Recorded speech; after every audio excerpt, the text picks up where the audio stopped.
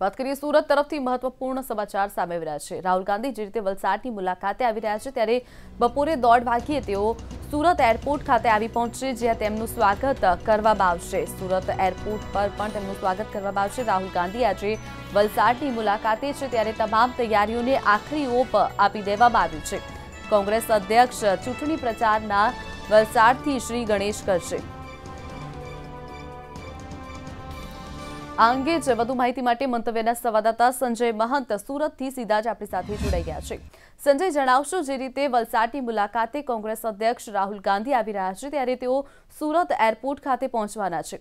Surat airport પર કેવી તૈયારી છે અને સાથે જ તેમના સ્વાગત માટે કોણ કોણ ત્યાં ઉપસ્થિત રહેશે? રાહુલ ગાંધી જ્યારે ધરમપુર વલસાડનું જે ધરમપુર છે ત્યાં જાહેર સભાને સંબોધન કરવા માટે આવી રહ્યા છે ત્યારે સુરત એરપોર્ટ પર તો તેમનું સ્વાગત કરવામાં જ આવશે। સુરત એરપોર્ટ ઉપર સુરત શહેર કોંગ્રેસ અને જિલ્લા કોંગ્રેસના જે હોદ્દેદારો છે તેઓ ઉપસ્થિત રહેશે। હાલ આપણે જે ઊભા છે એ નવસારી જિલ્લાનું ચીખલી ગામ છે કે જ્યાં રસ્તા ઉપર રાહુલ ગાંધીની સભા સ્થળે પહોંચવા માટે લોકોનો એક ધસારો જોવા મળી રહ્યો છે। સુરત શહેરથી જ્યારે 200થી વધુ બસો અને 600 જેટલા ફોર વ્હીલર સભામાં જઈ રહ્યા છે। નવસારી જિલ્લામાંથી પણ આપ જોઈ રહ્યા છો કે નવસારી જિલ્લામાંથી પણ ઘણા કાર્યકરો સભામાં જવા માટે ઉપસ્થિત થયા છે।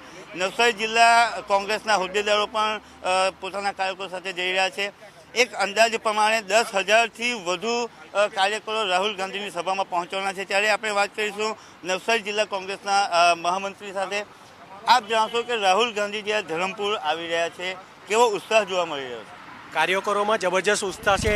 કાર્યકરોની સાથે વોટર્સમાં પણ ઉત્સાહ છે અને લગભગ અહીંયાથી 100 ગાડીઓ રવાના થઈ ગઈ છે ને બીજા 50-60 ટેમ્પાઓ ભરાઈને ગામડેથી આવે છે, એની રાહ જોઈને અમે અહીંયા ઊભા છે। કયા પ્રકારની તૈયારી કરી હતી, કયા પ્રકારનું આયોજન કર્યું હતું રાહુલ ગાંધીની જે સભા છે એને સક્સેસ કરવા માટે? રાહુલ ગાંધીની સભા સફળ બનાવવા માટે અમે કાર્યકર લોકો ઘરે ઘરે ગયા, આદિવાસીઓના મોહલ્લામાં ગયા અને ત્યાં લોકોને વાત કરી તો સામેથી આદિવાસી લોકોએ એવું કહ્યું કે અમે આવીએ છીએ। એટલે અમે ટેમ્પા અને જે કંઈ પણ સાધન મળ્યા એની વ્યવસ્થા કરીને એ લોકોને રાહુલ ગાંધીની સભામાં લઈ જવાનું પ્રયોજન કર્યું છે। 2019નું ઇલેક્શન આવી રહ્યું છે, લોકસભા ઇલેક્શન, અને તેના ચૂંટણીના શ્રી ગણેશ ધરમપુરથી થાય છે। એક ભૂતકાળ એવો પણ છે કોંગ્રેસે જ્યારે ધરમપુરથી શ્રી ગણેશ કર્યા છે ત્યારે કોંગ્રેસને સફળતા મળી છે। આપ શું કહેશો? આ વખતે બી ચોક્કસ સફળતા મળવાની જ છે। તમે વલસાડ સંસદની જે સીટ છે એને જોઉં તો અમે બહુ ઓછા મતે હારેલા છે ગઈ વખતે, અને મોદીજીના રાજમાં લોકોને અસંતોષ છે। જીએસટી નોટબંધીથી બી લોકો પરેશાન છે, કોઈના કામ ધંધા ચાલતા નથી અને લોકો એકદમ પરેશાન થઈ ગયા છે। સામેથી આવીને અમને કાર્યકરોને એમ કહે છે કે અમને પણ લઈ જાઓ સભામાં, એ માહોલ બન્યો છે। આ વખતે લોકોમાં અનેરો ઉત્સાહ જોવા મળી રહ્યો છે। સુરત જિલ્લાના દબંગ નેતાની છાપ ધરાવતા દર્શનભાઈ નાયક આપણી સાથે ઉપસ્થિત છે, એમને પૂછે। દર્શનભાઈ, જણાવશો કયા પ્રકારની તૈયારી કરી? રાહુલ ગાંધી જ્યારે આવી રહ્યા છે કયા પ્રકારે તેમનું સ્વાગત કરશો? ગુજરાત ખેડૂત સમાજ અને દક્ષિણ ગુજરાતના ખેડૂતોની જે લાગણી છે કે ભારતીય જનતા પાર્ટીની સરકાર અને દેશના પ્રધાનમંત્રી છેલ્લા 25 વર્ષથી આ ગુજરાતમાં ખેડૂત વિરોધી જે નીતિ છે, 25 વર્ષમાં જમીન સંપાદનના નામે જે રીતે જમીનો ખેડૂતોની લઈ લેવામાં આવે છે અને વારંવાર ચૂંટણી વખતે ખેડૂતોને લોલીપોપ બતાવીને મતો લેવાનું જે એમણે કામ કર્યું છે, એ અનુસંધાનમાં આજે ખેડૂત સમાજના 25 જેટલા આગેવાનો ગુજરાતના અને દેશના ખેડૂતોની જે સમસ્યા છે એમને માટે એમને મનનાર છે અને આવનારા દિવસોમાં ભારતના પ્રધાનમંત્રી રાહુલ ગાંધી બને અને ખેડૂતોની જે આશા અને અપેક્ષા એમની પાસે છે, રાજસ્થાન, મધ્યપ્રદેશ અને છત્તીસગઢમાં ખેડૂતોના દેવા માફીથી માંડીને ખેડૂતોને કેવી રીતે મદદરૂપ થવાય એ અનુસંધાનમાં એમણે મોટી જાહેરાતો કરીને અને એનું અમલીકરણ કરીને ખેડૂતોને જે વિશ્વાસ આપ્યો છે એ વિશ્વાસના અનુસંધાનમાં ગુજરાતના ખેડૂતો પણ એમની પાસે આશા અને અપેક્ષા રાખીને બેઠા છે। દર્શનભાઈ, એક વાત એ પૂછીશ કે જે પ્રમાણે બુલેટ ટ્રેન પ્રોજેક્ટનો જે વાત છે, નવસારીમાં કેટલાક ખેડૂતો જમીન આપવા તૈયાર થઈ ગયા છે, પરંતુ ક્યાંક ને ક્યાંક આ જે કોકરો છે ગૂંચવાયેલો રહે છે હજી સુધી। કયા પ્રકારની રજૂઆત રાહુલને કરશો? ગુજરાતની સરકારે જે બુલેટ ટ્રેન માટે જમીન સંપાદનની જે પ્રક્રિયા કરી હતી, સર્વપ્રથમ ખેડૂત સમાજે અને ખેડૂતોએ મોટી સંખ્યામાં એનો વિરોધ કર્યો।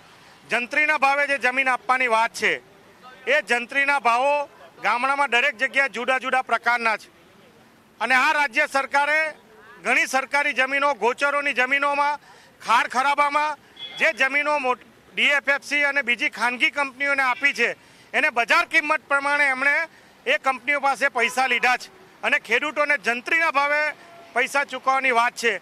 આ બંનેની અસમાનતાને કારણે ગુજરાતના ખેડૂત સમાજ અને ખેડૂતો હાઈકોર્ટમાં ગયા છે અને લગભગ એ ચુકાદો આવવાની તૈયારીમાં છે। ગુજરાતમાંની દક્ષિણ ગુજરાતમાં જે જગ્યાએ બુલેટ ટ્રેન માટે જમીનો ગઈ છે એની સામે ઘણા ખેડૂતોએ આજે હજુ પણ જમીનની માપણી થવા દીધી નથી, જમીનો આપી નથી। અમને ચોક્કસ વિશ્વાસ છે કે ખેડૂતોનો વિજય થવાનો છે। અમારી જે લાગણી અને માંગણી છે, કારણ કે આજે દક્ષિણ ગુજરાતમાં ખાસ કરીને નવસારી અને ચીખલી તાલુકામાં 200 વર્ષ જેવા ઝાડ છે કેરી અને ચીકુના, જેનાથી પેઢી પર પેઢી ખેડૂતોનું ગુજરાન ચાલે છે। એ અમારી મૂંડી છે, એ મૂંડીને એનું કામ આ સરકાર કરી છે, એટલે અમે એનો વિરોધ કરીએ છીએ। દર્શનભાઈ, રાહુલ ગાંધીને કેટલા ખેડૂતો રજૂઆત કરવા માટે જઈ રહ્યા છે અને રાહુલ ગાંધી પાસે સમય માંગ્યો છે ખરો? રાહુલજીએ ખેડૂતોની લાગણી સમજીને સામેથી ગુજરાત ખેડૂત સમાજના, ગુજરાતના જે તમામ આગેવાનો છે એ આગેવાનોને 24 જેટલા મુદ્દાઓને એમણે સમજ્યા છે, મંગાવ્યા છે અને આજે જમીન સંપાદનના હોય, ખેત પેદાશોના ભાવો ના હોય કે ખેડૂતોને બીજી બધી સમસ્યાઓ છે, જીએસટી ના હોય, ખેડૂતોને પાકોની ઉપર એની પર જીએસટી લગાવવામાં આવ્યો છે, ખાતરો પર જીએસટી લગાવવામાં આવ્યો છે। આ બધા મુદ્દાના અનુસંધાનમાં ખેડૂતના આગેવાનો મળવાના છે અને એમને એમની રજૂઆત કરવાના છે અને એમણે સમય આપીને અમને બોલાવ્યા છે। અમને વિશ્વાસ છે કે અમારી લાગણી અને માંગણી અમારા મેનિફેસ્ટોમાં અને આવનારા દિવસોમાં કોંગ્રેસની સરકાર બને તો ખેડૂતને ન્યાય મળશે, એ આશા અને અપેક્ષા સાથે આજે અમે મળવાના છીએ। દક્ષિણ ગુજરાતના ખેડૂતો ન્યાય માટે રાહુલ ગાંધી પાસે જઈ રહ્યા છે। મહિલા કાર્યકરો પણ ઉપસ્થિત છે। બેન, આપ જણાવશો કે કયા પ્રકારની રજૂઆત કરશો અને કેવો માહોલ છે રાહુલ ગાંધીની જે સભામાં આપ જઈ રહ્યા છો? રાહુલ ગાંધીની આજે જે સભા ધરમપુરમાં જે યોજાવા જઈ રહી છે એ ખૂબ જ મોટા પ્રમાણમાં કાર્યકરો અને ખૂબ જ મોટી જનમેદની ઉપસ્થિત થશે એવી અમને આશા છે અને ખૂબ જ એ માટે અમે એને માટે અમારી મહેનત પણ છે। આજે રાહુલ ગાંધીને અમારું જે ખેડૂત પ્રતિનિધિ મંડળ જે મળવાનું છે, ચોક્કસ જે પ્રમાણે આપ કાર્યકરનો ઉત્સાહ જોઈ રહ્યા છે, રાહુલ ગાંધીની સભામાં લોકો જઈ રહ્યા છે અને એક અનેરો ઉત્સાહ કાર્યકરોમાં પણ જોવા મળી રહ્યા છે, ત્યારે ચોક્કસપણે કહી શકાય કે લાખોની સંખ્યામાં કાર્યકરો રાહુલ ગાંધીની સભામાં જોડાશે। જી બિલકુલ સંજય, જોડાવા બદલ અને માહિતી બદલ આપનો આભાર।